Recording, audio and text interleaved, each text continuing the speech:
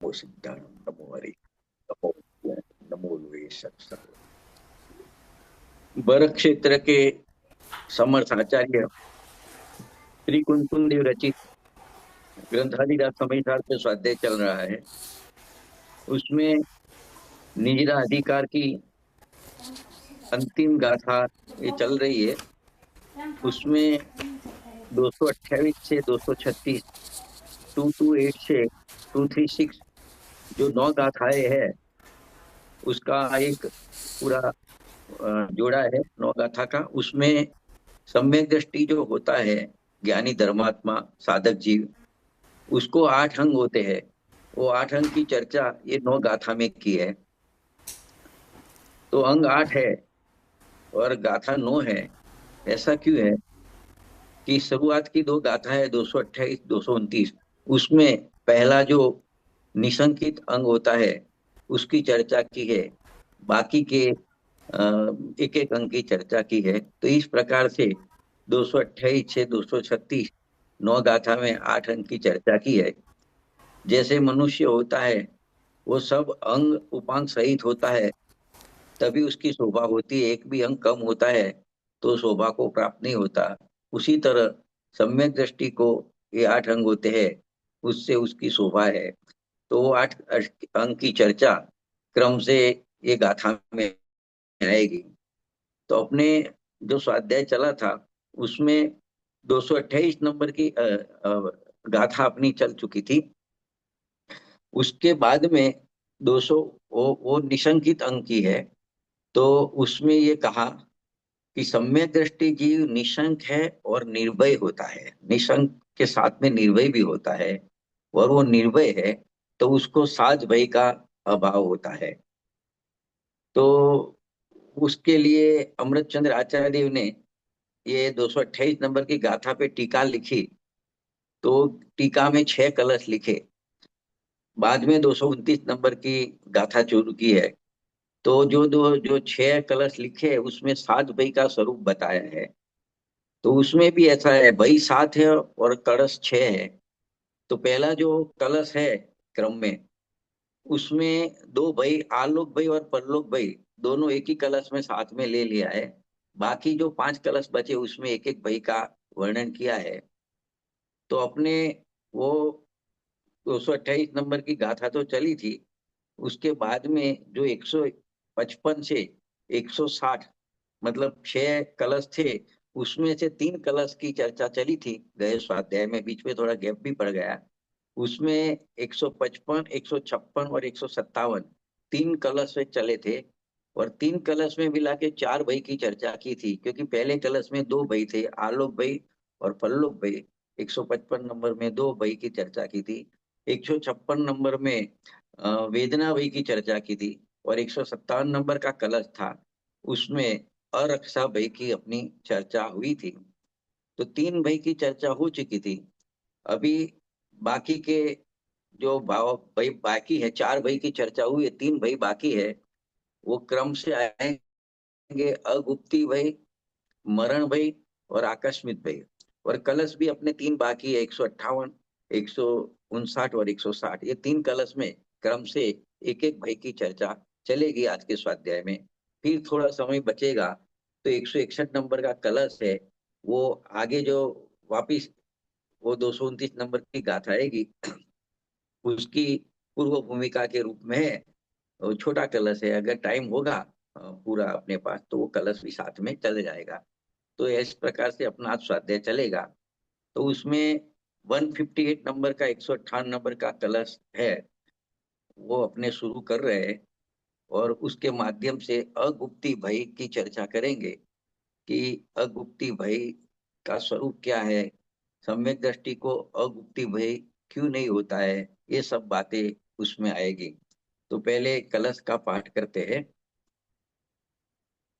संरूपम किल वस्तु नोस्ति परमा गुप्ति स्वरूपेण यत् कोऽपि पर परवेष्टिं कृतं ज्ञानं स्वरूपं च नु अस्या गुप्तिरतो न काचन भवेत् तदपि कुतो ज्ञानिनो निसंशंक सततं स्वयं ससहजं ज्ञानम सदा विन्दति।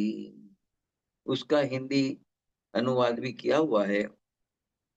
कोई किसी का कुछ करे यह बात संभव है नहीं, सब है सुरक्षित स्वयं में, गुप्ति का भय है नहीं। जब जानते यह ज्ञान जन, तब होय क्यों भयभीत वे तो सतत निशंक हो, निज ज्ञान का अनुभव करे। क्या कहते हैं यहाँ पे? अगुप्ती भय की चर्चा है इस कलश में। तो पहले गुप्ती को समझेंगे, फिर अगुप्ती समझ में आएगी। कि जिसमें कोई चोर आदि प्रवेश न कर सके, ऐसी कोई जगह होए, ऐसा कोई स्थान होए, ऐसा कोई किला होए, ऐसा कोई बोयरा होए, तो उसको मतलब उसमें प्राणी निर्भयता से रह सके, निवास कर सके। तो जो ऐसा गुप्त प्रदेश न हो तो क्या होएगा? खुला स्थान होगा, तो उसमें जो रहेगा वो रहने वाले प्राणी को अगुप्तता के कारण उसको निरंतर भय बना रहेगा। लेकिन यहाँ ये कहना है कि जो ज्ञानी होता है, वो ज्ञानी तो जानता है कि वस्तु के निज स्वरूप में कोई दूसरा प्रवेश ही नहीं कर सकता। एक वस्तु में दूसरी वस्तु का प्रवेश होता नहीं है। इसके लिए असल में देखे तो वस्तु का स्वरूप ही वस्तु की परम गुप्ती है, अर्थात वही अभेद किला है। तो देखो, जो आत्मा होती है, कोई पुरुष होता है, उसका स्वरूप ज्ञान होता है। और वो जब अपने ज्ञान स्वरूप में रहता है तो वो आत्मा गुप्त है, क्योंकि ज्ञान स्वरूप में और दूसरी कोई चीज की प्रवेश हो ही नहीं सकती। जैसे सामने आग है, तो ज्ञान में ज्ञान आग को जानेगा, लेकिन आग का ज्ञान में प्रवेश नहीं होएगा। ऐसे कोई बाघ है, यानी मतलब शेर है, तो सामने है तो ज्ञान उसको जानेगा ये शेर है, लेकिन वो अपने ज्ञान में प्रवेश नहीं कर सकेगा।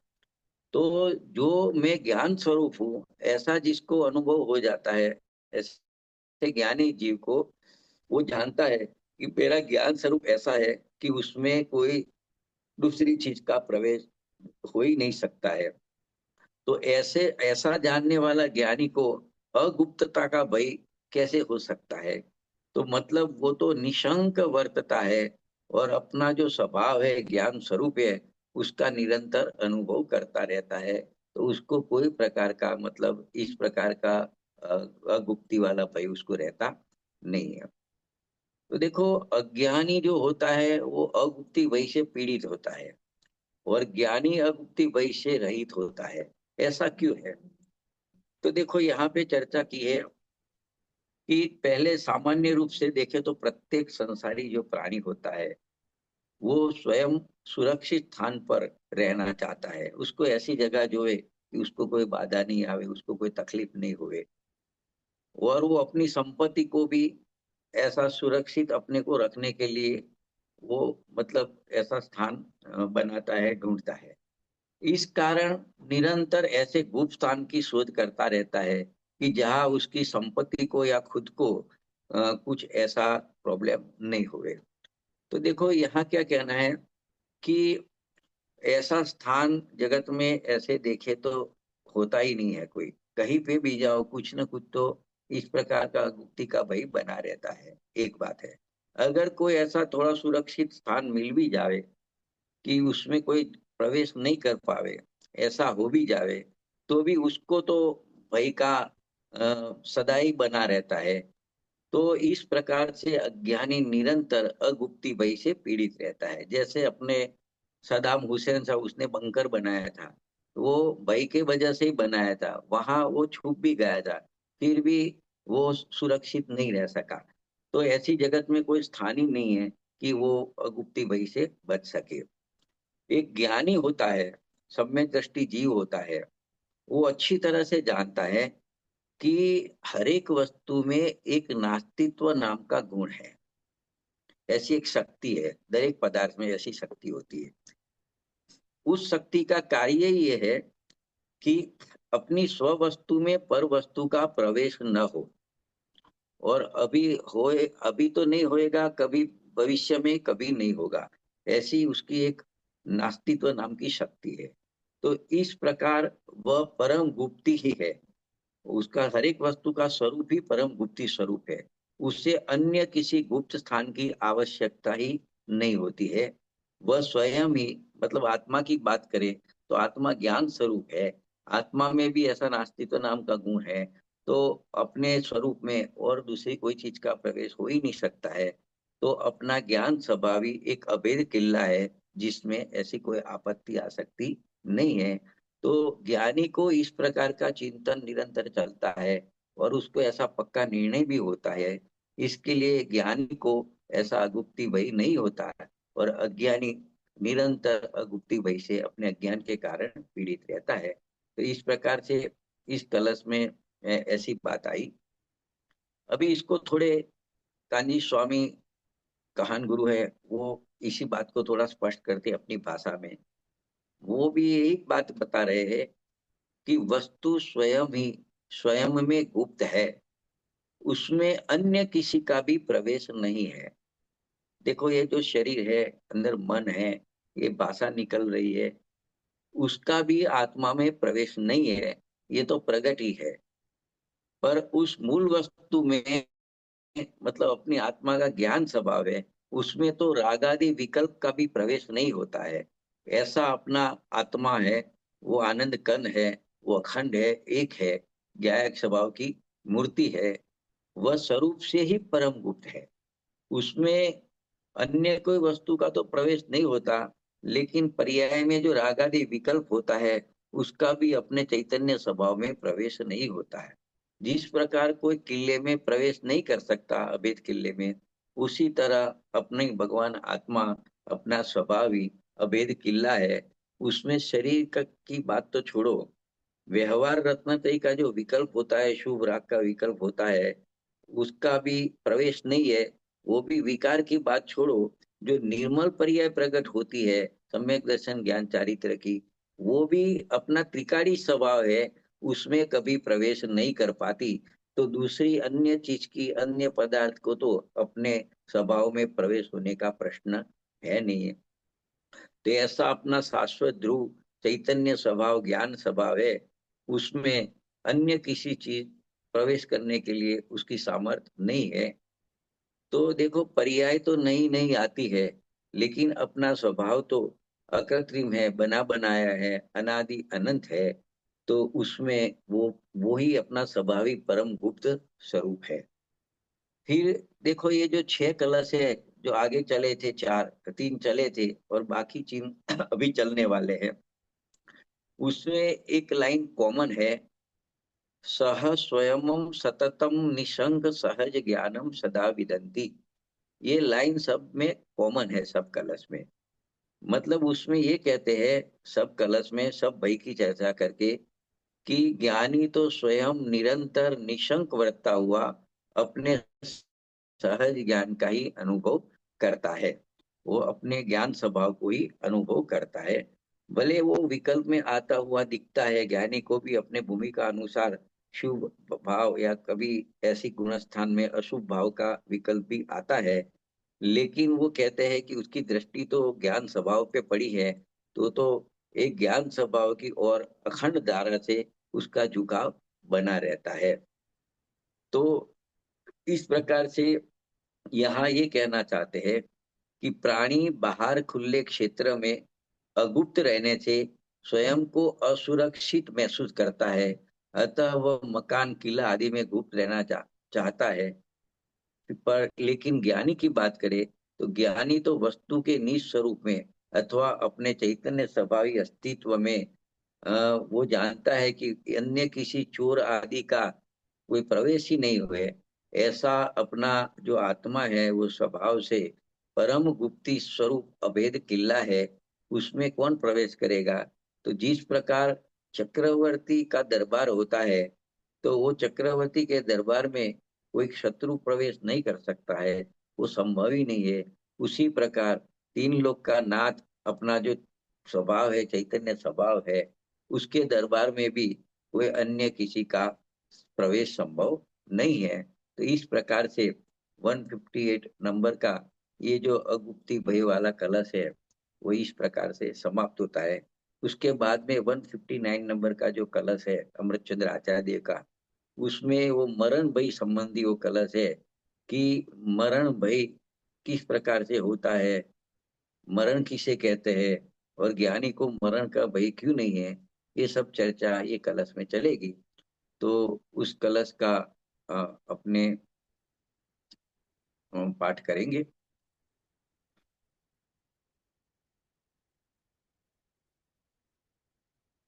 प्राणोच्छेदमुदाहरन्ति मरणम् प्राणाकिलास्यात्मनो ज्ञानं तत्स्वयमेव शाश्वततया नोच्छिद्यते जातुजी तस्यातो मरणं न किंचन भवेत् तदपि कुतो ज्ञानिनो निसशङ्कः सततं स्वयं ससहजं ज्ञानं सदा विन्दति।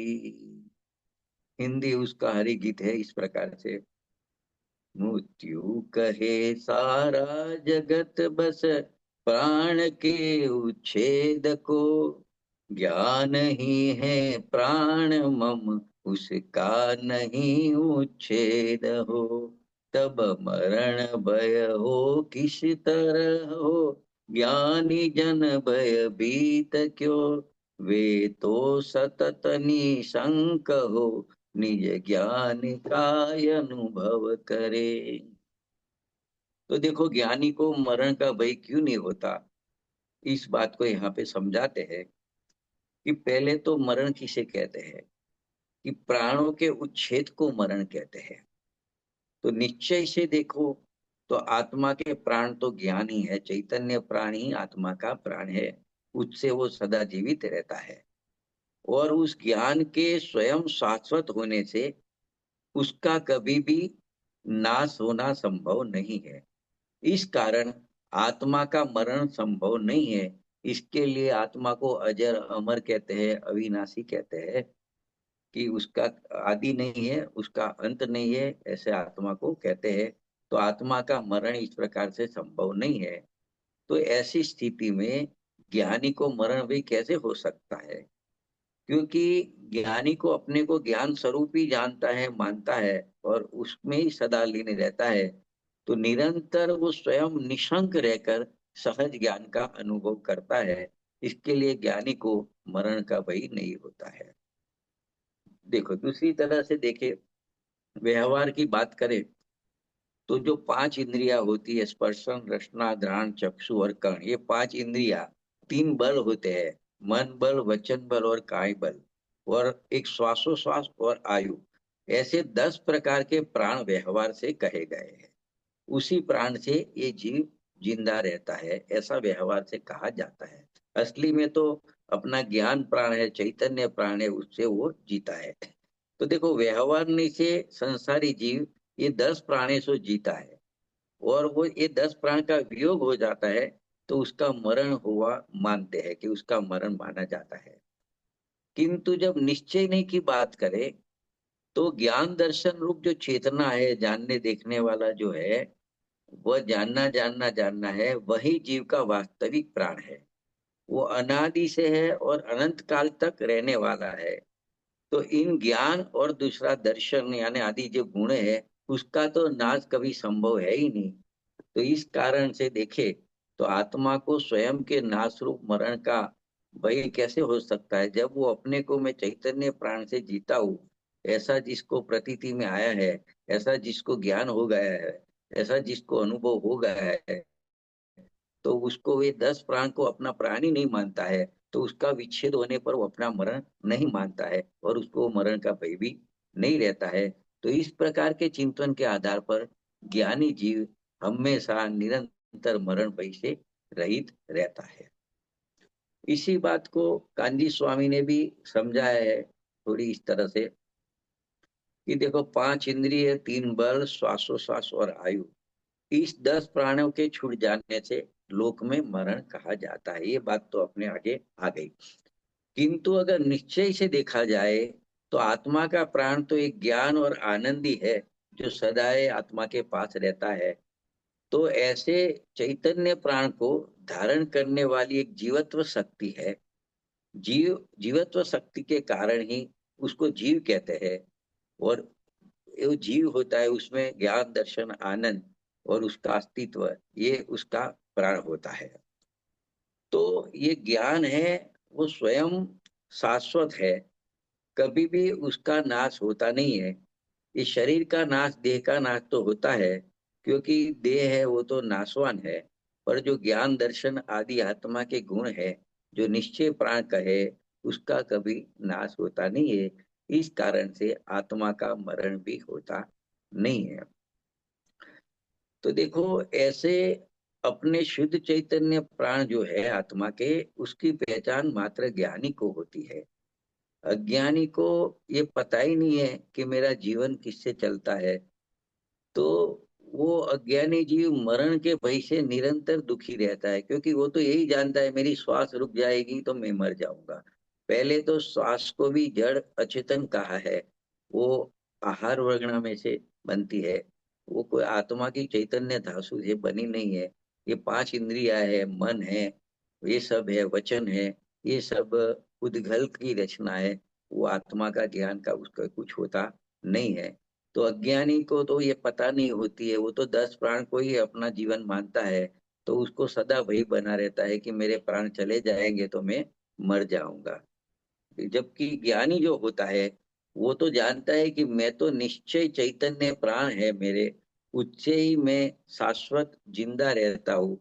तो उसको मरण का भय होता नहीं है, वो मरण के भय से मुक्त रहता है। तो इस प्रकार से ये जो कलश है मरण भय संबंधी, उसमें ये इतना ही कहा कि आत्मा को अमर, आत्मा अजर अमर है, ऐसा जानने वाला ज्ञानी जीव मरण भय से आक्रांत नहीं होता है, आकुलित नहीं होता है, वो कभी अशांत नहीं होता है। वो निरंतर निशंक ही रहता है और निर्भय रहता है। उसको मरण का भय कभी होता नहीं है।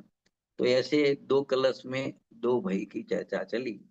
अपना 160 नंबर का जो कलश है, उसके अंदर छिल्ला भय है, 7वां भय आकस्मिक भय है। उस संबंधी उसमें चर्चा की है अमृतचंद्र आचार्य देव ने। तो उसको भी कलश, उसको पढ़ के उसकी अपने चर्चा करेंगे। कलश का मैं पाठ कर रहा हूँ। एकम ज्ञानमनादनन्तमचलम् सिद्धं किलेकस्वतो यावत्तावदिदं सदैव हि भवेत् अत्र द्वितीयोदय तन्नाकस्मिक यत्र किंचन भवेत् तदपि कुतो ज्ञानिनो निसशङ्कः सततं स्वयं ससहजं ज्ञानं सदा विन्दति। क्या कहते हैं? इसका भी हरिगीत बनाया हुआ है हिंदी में। इसमें अचानक कुछ नहीं, यह ज्ञान निश्चल एक है। यह है सदा ही एक सा, एवं अनादि अनंत है। जब जानते यह ज्ञानी जन, तब होय क्यों भयभीत वे तो सतत निशंक हो, निज ज्ञान का अनुभव करे। 160 नंबर के कलश में ये कहते हैं कि यह स्वतः सिद्ध ज्ञान ही अनादि अनंत है, अचल है और एक है। इसमें पर का उदय ही नहीं है। इसीलिए इस ज्ञान में आकस्मिक कुछ भी नहीं होता। ऐसा जानने वाला ज्ञानी को आकस्मिक भय कैसे हो सकता है? वह ज्ञानी तो स्वयं निशंक रहता हुआ सहज ज्ञान का ही वेदन करता है। क्या कहते हैं कि ये ज्ञान है वो ऐसा है, अनादि है, अनंत है, अचल है, एक है। इसमें किसी का पर का उदय ही नहीं होता है कि कुछ अचानक आ गया ज्ञान में, ऐसा कुछ होता ही नहीं है। तो ज्ञानी इस जब जानता है अपने को ज्ञान स्वरूप, तो उसको आकस्मिक भय नहीं है, ऐसा यहाँ पे कहना है। जिसकी संभावना ही नहीं है, कि जिसको होने की कभी कल्पना न की हो, ऐसी कोई प्रतिकूलता ना आ जावे, विपत्ति ना आ जावे, ऐसी आशंका का नाम, ऐसी आकुलता का नाम, ऐसी अशांति का नाम आकस्मिक भय है। देखो कि कुछ नई कोई गुंजाइश ही नहीं और ऐसा कुछ हो गया, उसको आकस्मिक कहते हैं। ऐसा हो सकता है, ऐसी अपने कल्पना भी नहीं की हो कभी, अरे अचानक ऐसा कुछ हो जावे, कोई प्रतिकूलता आ जावे, अचानक कोई आपत्ति आ जावे, तो ऐसी आकुलता हो जावे, तो एक अशांति बनी रहती है, उसको कहते हैं आकस्मिक भय। ये सब अंदर विचार बने रहते हैं कि ऐसा हो जाएगा, ऐसा हो जाएगा, ऐसा हो जाएगा, तो उसको कहते हैं आकस्मिक भय। तो अज्ञानी जीवों को तो इस प्रकार का भय सदा ही बना रहता है। जैसे भूकंप आ जाएगा तो, ज्यादा ठंड पड़ेगी तो, ज्यादा बारिश आ जाएगी तो, बाढ़ आ जाएगी तो ऐसा कुछ अचानक हो जाएगा, तो ऐसा अज्ञानी जीव को निरंतर भय बना रहता है। विमान में मुसाफरी कर रहा हो तो कुछ दुर्घटना हो जाएगी तो, मतलब वो हर एक जगह में अपनी सेफ्टी ढूंढता है कि कुछ अचानक हो जाएगा तो अज्ञानी जीव इस प्रकार से आकस्मिक भय से निरंतर दुखी रहता है। तो देखो, ज्ञानी होता है वो तो अच्छी तरह से जानता है कि मेरा जो ज्ञान स्वभाव है वो तो अनादि अनंत है, त्रिकाल है, ध्रुव है, अचल पदार्थ है। इसमें कुछ भी आकस्मिक होना संभव ही नहीं है। क्योंकि एक बात तो यह है कि ज्ञान में कोई अन्य पर चीज का प्रवेश कभी होता ही नहीं है। दूसरी बात यह है कि जो जो होता है वो स्वयं अपनी पर्याय की योग्यता के अनुसार होता है और वो सुनिश्चित होता है। जो होना है सो निश्चित है, यह केवल ज्ञानी ने गाया है। मतलब जब केवली भगवान होता है, सर्वज्ञ होता है, त्रिकाल ज्ञानी होता है, वो तो एक समय में तीन काल को जानता है। तो समझो अभी का वर्तमान पकड़ो, और वर्तमान से लेके समझो अपना भविष्य, समझो 20 साल का पकड़ो, इतना पकड़ो, भविष्य तो बहुत अनंत है। तो एक एक समय में क्या घटना होने वाली है वो सर्वज्ञ भगवान तो जानता है, तभी तो उसको त्रिकाल ज्ञानी कहते हैं। तो जो जो होना है भविष्य में, वो उनके ज्ञान में वर्तमानवत झलकता है। मतलब वो सब घटनाएं फिक्स है।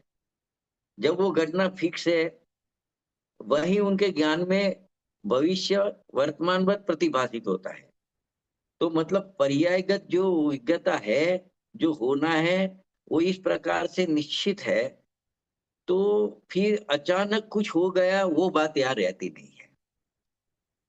तो जो नहीं जानता है उसको एकदम से ऐसा लगता है कि अचानक हो गया, लेकिन अचानक हुआ ऐसा कभी होता नहीं है। भगवान के ज्ञान में तो जैसे 2001 में भूकंप आया था, गोधरा कांड हुआ था, तो महावीर भगवान को तो जिस दिन केवल ज्ञान हुआ था 2500 साल पहले, उसी टाइम से उनके ज्ञान में तो ये घटनाएं झलक रही थी। अपने को पता नहीं थी, तो अचानक भूकंप आ गया, अचानक गोधरा कांड हो गया, अचानक ये हो गया, आकस्मिक हो गया। ऐसा जो नहीं जानता है उसको ऐसा लगता है। ज्ञानी तो सब जानता है कि देखो, सर्वज्ञ भगवान को तो पूरा भविष्य दिखता है। जो ज्ञानी होता है उसके ज्ञान में मर्यादा होती है, लेकिन उसको एक बात की पता है कि समय समय में जितने काल के समय है, वो एक एक समय में एक एक पर्याय फिक्स है, खचित है। और वो पर्याय में जो कार्य होना है वही होएगा, क्रमशर होएगा और क्रमबद्ध होएगा, दो बात है। एक के बाद एक होएगा और इसके बाद यही होएगा, वो नक्की है। भले मेरे ज्ञान में नहीं पता, लेकिन भगवान के ज्ञान में तो आता है। तो इसी बात पे, इसी सिद्धांत को क्रमबद्ध पर्याय या क्रम नियमित कहते हैं। इस सिद्धांत का बल ज्ञानी जीव को होता है, उसको भविष्य नहीं दिखता है, लेकिन वो जानता है कि जब जब जो जो होना है वो निश्चित है। तो उसको ऐसा भय आकस्मिक हो गया है ऐसा उसको नहीं रहता है, इसके लिए उसको आकस्मिक भय भी रहता नहीं है। वो जानता है कि जो भी घटना घटेगी वो घटने वाली थी, वही घट रही है। इसमें कुछ अचानक हो गया ऐसी कुछ बात होती नहीं। इस प्रकार वो स्वयं के नित्य स्वभाव और पर्यायों के क्रम नियमित प्रवाह, अपने को ज्ञान स्वभाव मानता है तो अपने में तो कुछ होता नहीं है, और बाहर में जो जो कार्य होते हैं वो सब क्रम नियमित प्रवाह में होते रहते हैं। तो ऐसी आस्था रखने वाला ज्ञानी को आकस्मिक भय किस प्रकार से होएगा, मतलब उसको आकस्मिक भय भी होता नहीं है। तो ऐसा यहाँ पे कहते हैं। यहाँ पे एक बात प्रश्न के रूप में किसी को आ सकती है कि अपने कभी शास्त्र वगैरह पढ़ते हैं, उसमें ज्ञानी जीवों का चरित्र पढ़ते हैं, तो उसमें से अनेक ज्ञानियों के जीवन में ऐसा देखा जाता है कि ज्ञानी जीव भी कभी भयभीत हुआ है, ऐसा देखने में आता है।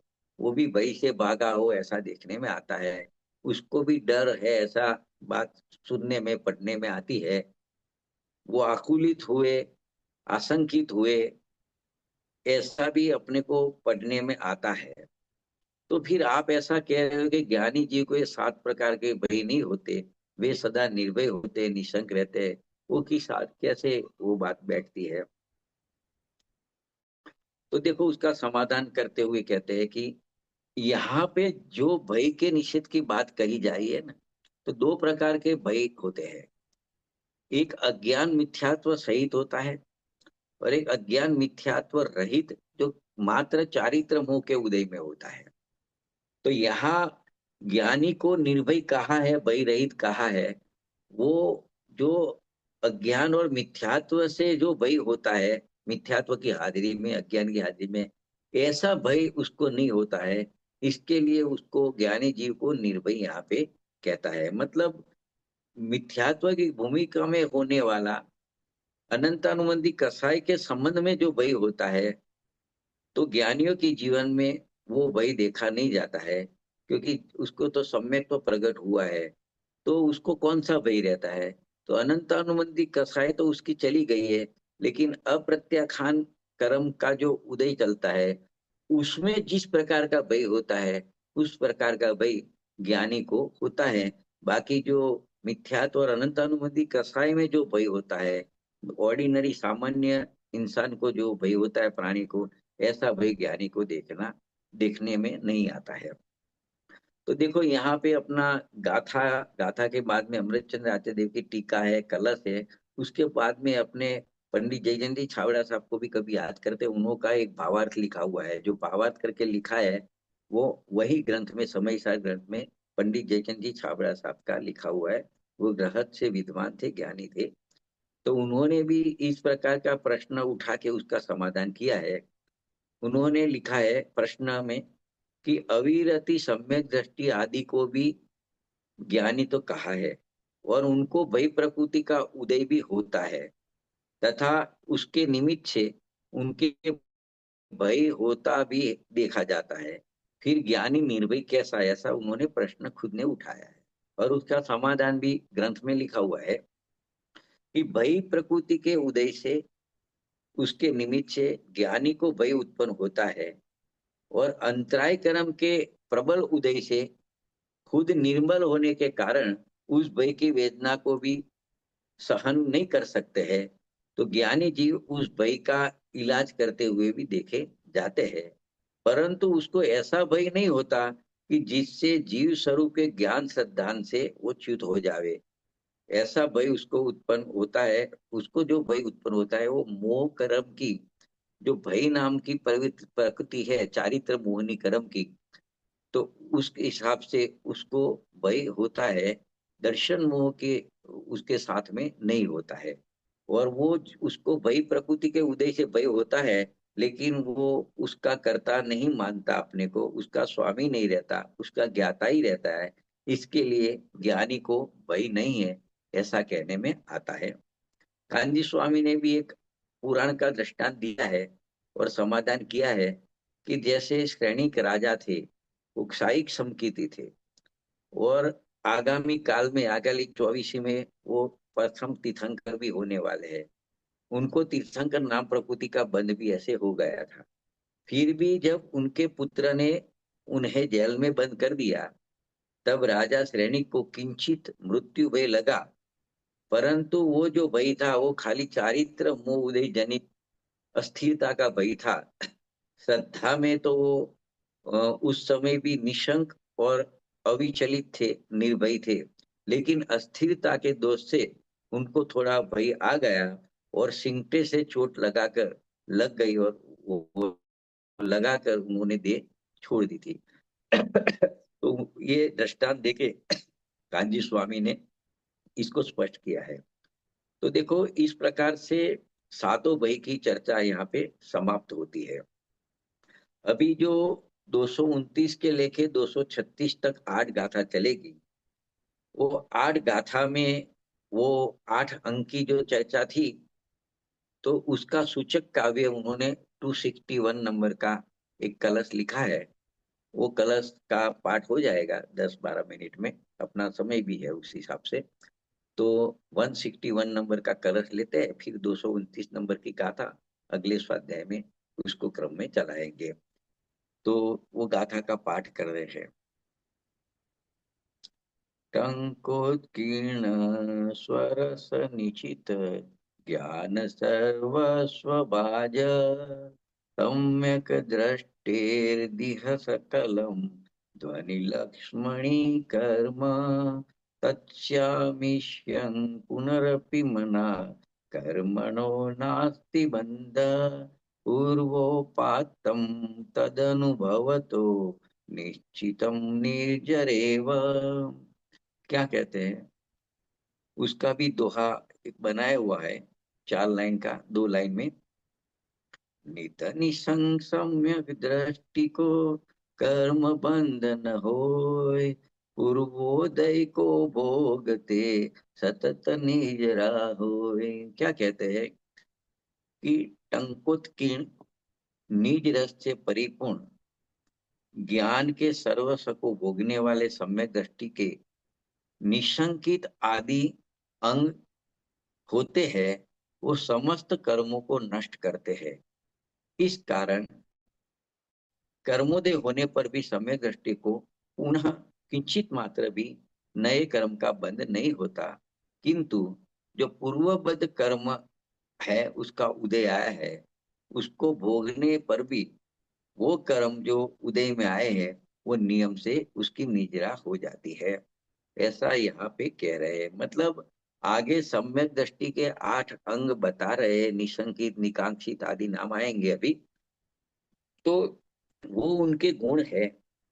तो यहाँ पे कहना है कि ये गुण के कारण, गुण यानी ऐसे तो पर्याय है, उसका परिणमन है, उसको भी गुण कहते हैं। उनको नए कर्म तो बनते नहीं है, और पुराने सत्ता में जो कर्म पड़े हैं वो तो उदय में आएंगे, और उदय में आते हैं, लेकिन वो कर्म से छुटकारा उनको मिल जाता है। ऐसा यहाँ पे इस कलश में कहना है। बनारसी दास जी ने भी ऐसे ज्ञानी के लिए बहुत प्रशंसा की है। उन्होंने भी एक छंद लिखा, बनारसी दास जी ने, एक कलश के ऊपर। उन्होंने उसमें कहा, निर्मल ज्ञान के अंकुर जिनके हृदय में प्रकट हुए हैं, ऐसे जो विचक्षण पुरुष अर्थात सम्यक दृष्टि ज्ञानी धर्मात्मा जीव पर गुणों को त्याग कर अर्थात पर पदार्थ में से एकत्व बुद्धि तोड़कर शुद्ध ध्रुव निज गुणों को धारण कर उनमें एकत्व बुद्धि स्थापित कर पूर्वकृत कर्मों को निजरा की धार में बहा देते हैं, और नवीन कर्म बंध को रोककर उनका संवर कर मोक्ष मार्ग की ओर दौड़ते हैं, मुक्ति के मार्ग में उग्र पुरुषार्थ पूर्वक आगे बढ़ते हैं, तथा जिनके अष्ट गुण रूप निशंक आदि 8 अंग होते हैं, वो अष्ट कर्म शत्रुओं का नाश कर देते हैं, उन विचक्षण पुरुषों के चरण कमलों में बनारसी दास विनम्रता पूर्वक वंदन करते हैं। यहाँ पे बनारसी दास जी ने कहा है कि अष्ट गुण के धारी जो सम्यक दृष्टि जीव है, वो मुक्ति के मार्ग में चलते नहीं है, उसके ऊपर दौड़ते हैं और शीघ्र ही वो मुक्ति को प्राप्त कर लेते हैं।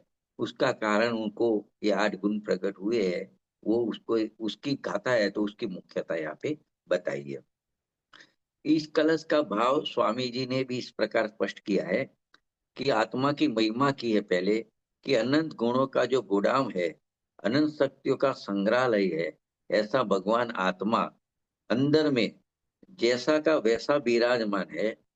और वो निज रस से भरपूर जो होता है, वो निज रस का ज्ञानी जीव भोगता है। ऐसे सम्यक दृष्टि को निशंकित आदि ऐसे 8 गुण होते हैं, वो समस्त कर्मों का नाश कर देते हैं। तो देखो, सम्यक दृष्टि को निशंकित, निकांक्षित, निर्विचिकित्सा आदि 8 गुण प्रकट हुए हैं। वो गुण शब्द यूज किया है, लेकिन वो है पर्याय। लेकिन पर्याय को यहाँ पे गुण कहा है कि जिसको अपने स्वभाव का भान हुआ और अपने अतीन्द्रिय आनंद का स्वाद आया, वो निशंक हो जाते हैं। और उनको ये निशंकित आदि 8 गुण प्रकट हो जाते हैं, जो समस्त कर्मों के क्षय में निमित्त बनते हैं। और ये निशंकादित जो गुण होते हैं, वही जो कर्म पुराने उदय में आते हैं, उस कर्म की निजरा होती है, और नए कर्म का किंचित भी बंध नहीं होता है। तो इस प्रकार से ये सम्यक दृष्टि जीव की यहाँ पे प्रशंसा की है। तो देखो, इस कलश में यही कहा गया है कि 8 गुणों के प्रभाव से सम्यक दृष्टि जीवों को दो बात कही है। एक तो नवीन कर्म का बंध नहीं होता, और पुराने कर्म खिर जाते हैं। इसका महत्तम एक ही है कि उसके पास ये निशंकित आदि 8 गुण है। वो 8 गुण के नाम इस प्रकार से है: निशंकित अंग, निकांक्षित अंग, निर्विचिकित्सा अंग, अमूढ़ दृष्टि, उपगुहन, स्थितिकरण, वात्सल्य और प्रभावना। ये 8 अंग निश्चय है। और व्यवहार 8 अंग होते हैं, उसकी चर्चा अन्य ग्रंथों में, रत्नाकरण, सावकाचारण आदि ग्रंथों में की हुई है। यहाँ जो 8 अंग है, वो निश्चय से जो होते हैं, उसकी बात यहाँ पे है। उसकी आगे चर्चा आती रहेगी, गाथाएं चलेगी उसमें, उसको भी थोड़ा फोकस करेंगे। तो अभी तो बनारसी दास जी ने ये 8 अंगों के नाम बता के उसका आधी आधी लाइन में संक्षिप्त स्वरूप बताया है बनारसी दास जी ने। तो उसको मैं पढ़ रहा हूँ। पहला, संशय के अभाव रूप निशंकित अंग। संशय के अभाव रूप निशंकित अंग। दूसरा, वांछा के अभाव रूप निकांक्षित अंग। आकांक्षा से रहित, ऐसे कोई अच्छा आकांक्षा नहीं रहती, तो आकांक्षा का अभाव या वांछा का अभाव रूप निकांक्षित अंग। तीसरा, निर्विचिकित्सा है ना वो, ग्लानि भाव से रहित निर्विचिकित्सा अंग। ग्लानि भाव से रहित निर्विचिकित्सा अंग। जैसे कुछ गंदगी, गंदी चीज देख के ग्लानि होती है, ऐसे उससे रहित होता है, वो निर्विचिकित्सा कहते हैं। इच्छा का अभाव होता है, वो निकांक्षित अंग है। और संशय का अभाव होता है, वो निशंकित अंग है। 3 बात हुई। चौथी, अमूढ़ दृष्टि अंग। तो निर्मल दृष्टि वाला होता है, मूढ़ता से रहित होता है, वो अमूढ़ दृष्टि अंग है। जहां मूढ़ता नहीं होती, अज्ञान नहीं होती, मिथ्यात्व नहीं होता, उसको कहते हैं अमूढ़ दृष्टि अंग। पांचवा है उपगुहन अंग। पर के दोषों को नहीं कहना। किसी में कुछ दोष है, उसको ढकना, वो दोष की बात नहीं करना, उसके गुण की बात करना, दूसरे के दोषों को छिपाना, मतलब जाहिर नहीं करना, उसको कहते हैं उपगुहन अंग। छठा है स्थितिकरण अंग। धर्म में स्थिरता कराने वाला, मतलब कुछ आपत्ति आ गई, रोग आ गया, कोई आजीविके के संबंध में कुछ प्रॉब्लम आ गया किसी को, और वो धर्म से छूट जाता हो, मतलब आकुलित हो गया हो, तो उसको स्थितिकरण कराना, उसको कैसे भी करके समझा के उसको स्थिरता कराना, उसको स्थितिकरण अंग कहते हैं। सातवां वात्सल्य भाव वाला है वात्सल्य अंग, एक दूसरे के प्रति वात्सल्य प्रकट करना, प्रेम भाव से करना, बताना, उसको वात्सल्य अंग कहते हैं। और आठवां प्रभावना अंग है, तो धर्म प्रभावना करने वाला जो होता है अंग, उसको प्रभावना अंग कहने में आता है। तो ये एक सामान्य कॉमन व्यवहार से थोड़ा व्यवहार का रूप ज्यादा है, ऐसा एक सामान्य अर्थ किया है। गाथा जब चलेगी उसमें निश्चय क्या होता है, निशंकितपना क्या होता है, निकांक्षितपना क्या होता है, निर्विचिकित्सापना क्या होता है, अमूढ़ क्या होता है, ये सब एक एक जो गाथा अभी बाकी है वो चलेगी, उसमें एक उसका निश्चय रूप भी है, उसकी भी चर्चा आगे गाथा में चलेगी। ये सामान्य रूप से एक बाहर से व्यवहार से ये सब कहने में आता है, तो इसकी थोड़ी बनारसीदास जी ने उस प्रकार से समीक्षा नाटक में अर्थ किया है। तो देखो यहाँ कहते हैं धर्म में अर्थात जीनागम में जो प्रतिपादित वस्तु का स्वरूप है उसमें शंका नहीं करना। कोई शुभ कार्य अपने से हुआ है वो निशंकित होगा, पहला अपने से शुभ कार्य हुआ है उसकी फल की वांछा नहीं करना। कोई अशुभ भाव और मलिन पदार्थ को देखकर चित्त में ग्लानि नहीं करना। वस्तु के स्वरूप में सम्यक दृष्टि रखना, मतलब समदृष्टि भी कह सकते हैं, समभाव कह सकते हैं। कि किसी भी प्राणी के दोषों को इधर उधर नहीं कहना। फिर चित्त की चंचलता को देखकर अपने मन को रत्नत्रय में स्थिर करना और अपने स्वभाव में प्रीतिवंत रहना और धर्म के प्रति सदा उत्साहवंत रहना, ये आठ अंग सम्यक दर्शन के होते हैं। इस प्रकार से भी बनारसी दास जी ने इसका विवेचन किया है। तो देखो ये आठ अंगों सहित सम्यक दर्शन को जो जीव धारण करता है, मतलब इस प्रकार का अपना जीवन बनाता है, वे जीव ही सम्यक दृष्टि है। ऐसे सम्यक दृष्टि जीव अविनाशी मोक्ष पद को प्राप्त करते हैं और फिर लौटकर संसार में नहीं आते हैं। तो इस प्रकार से जो आठ अंगों की संक्षिप्त चर्चा की आचार्य देव, उसके लिए कुनकुन आचार्य देव 229 से 236 नंबर की गाथाएं कह रहे, उसमें डिटेल में कहेंगे, तो उसकी चर्चा अपने अगले स्वाध्याय में करेंगे। यहाँ पे अपने विराम लेते हैं।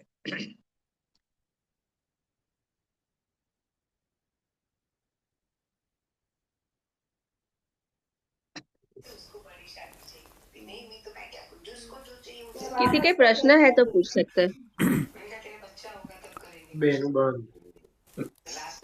जय जिनेन्द्र पंडित जी, मेरा एक प्रश्न है कि जैसे हम लोग में कायिक सम्यक तत्व कहते हैं ना, कायिक दर्शन उसे प्राप्त हुआ है किसी जीव को, तो वैसे ही शायिक सम्यक ज्ञान प्राप्त हुआ है ऐसे भी कह सकते हैं क्या? देखो तीर्थंकर जीव जो होते हैं उनको गर्भ से धर्म का जो ज्ञान होता है उसे शायिक सम्यक ज्ञान कह सकते हैं, मान सकते हैं ऐसा? ये तो होती रहेगी, बस इतना ही चाहिए। ऋषभ नहीं, फिर ऋषभ की वजह से फिर देखो तीन गुण है, ज्ञान, दर्शन और चारित्र, बराबर। दर्शन में श्रद्धा लेना है, श्रद्धा सम्यक दर्शन जिसको कहते हैं, बराबर। बराबर। और ज्ञान सम्यक ज्ञान और चारित्र, तीन बात है, बराबर है। अभी जो श्रद्धा होती है ना उसको सम्यक दर्शन कहते हैं। तो सम्यक दर्शन तो एक ही प्रकार का रहता है, लेकिन प्रतिपक्षी जो कर्म होता है दर्शन मोहनी कर्म, वो दर्शन मोहनी कर्म के निमित्त से उसके तीन नाम पड़ते हैं, औक्षमिक सम्यक दर्शन, क्षायोक्षमिक सम्यक दर्शन और क्षायिक सम्यक दर्शन। तो जहाँ सम्यक दर्शन से रिलेशन है उसमें तो आत्मा का प्रतीति, जैसी अपना स्वभाव है, अपनी आत्मा है, उसकी विश्वास निशंकपने से, उसको सम्यक दर्शन कहते हैं। लेकिन ये बाजू जो प्रतिपक्षी कर्म है उसका उदय होता है, उपशम होता है, क्षय होता है, क्षयोक्षम होता है, बराबर है।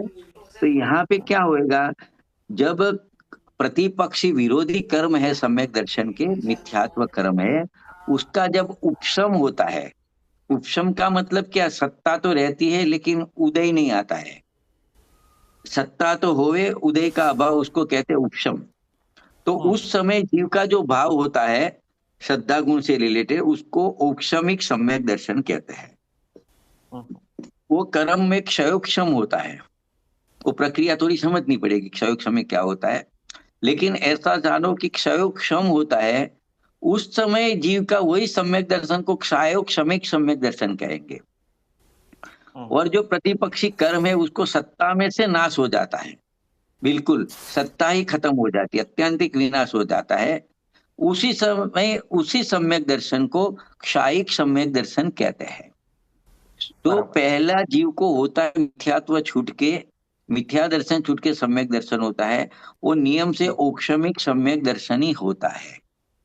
औक्षमिक सम्यक दर्शन में से उसको, औक्षमिक सम्यक दर्शन का काल अंतर मुहूर्त का है, तो वो छूट जाता है, तो मिथ्यात्व में भी जा सकता है, पुरुषार्थ ऐसा हो गया विपरीत तो, लेकिन पुरुषार्थ बना है तो वो क्षयोक्षमिक सम्यक्त्व में कन्वर्ट हो जाता है। कर्म में उस प्रकार की उपशम थी, वो क्षयोक्षम हो जाता है कर्म में, तो उसको क्षयोक्षम सम्यक्त्व कहेंगे। अभी क्षयोक्षम सम्यक्त्व छूटता है तो केवली का पाद मूलक होता है भगवान का समोसरण में, उसी समय वो बाकी रहेली कर्मों की सत्ता का नाश कर देता है, और ऐसा नाश होता है कि वो कभी दोबारा बंधते भी नहीं है, फिर उदय में आने का प्रश्न ही नहीं है। तो उस समय उसी सम्यक दर्शन को क्षायिक सम्यक दर्शन कहेंगे। तो ये सम्यक दर्शन औक्षमिक, क्षायोक्षमिक और क्षायिक, इस कर्म के निमित्त से ऐसे तीन भेद पड़ते हैं। बाकी सम्यक दर्शन में तो एक ही आत्मा की प्रतीति बनी रहती है, आनंद आता है, तीन आनंद आता है, वेदन आता है, वो तीनों सम्यक दर्शन में सरखा आता है। लेकिन कर्म की स्थितियां अलग अलग प्रकार से बनती है, उस हिसाब से इसके तीन नाम पड़ते हैं। डिटेल उसकी बहुत है, लेकिन शॉर्ट में संक्षिप्त में इतना मैं बता रहा हूँ।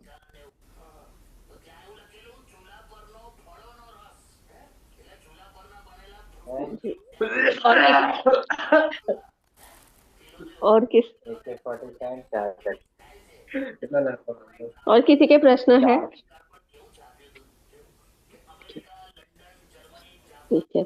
नहीं, आपने ये 7 भय और 8 अंग बड़े अच्छी तरह से समझाए। आगे इस पर चर्चा करेंगे ना 8 अंगों पे?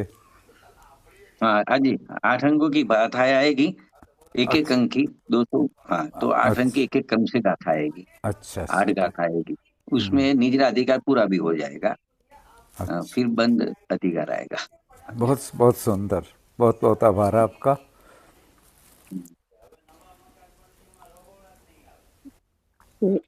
तो मैं, किसी के प्रश्न नहीं है तो पंडित जी से निवेदन करती हूँ, मंगल आशीष से समाप्त करो।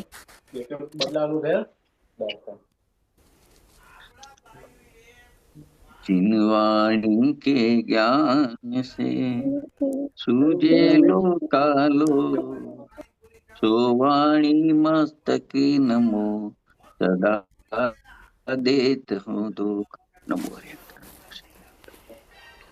जय जिनेन्द्र, सभी को जुड़ने के लिए जय जिनेन्द्र। जय जिनेन्द्र।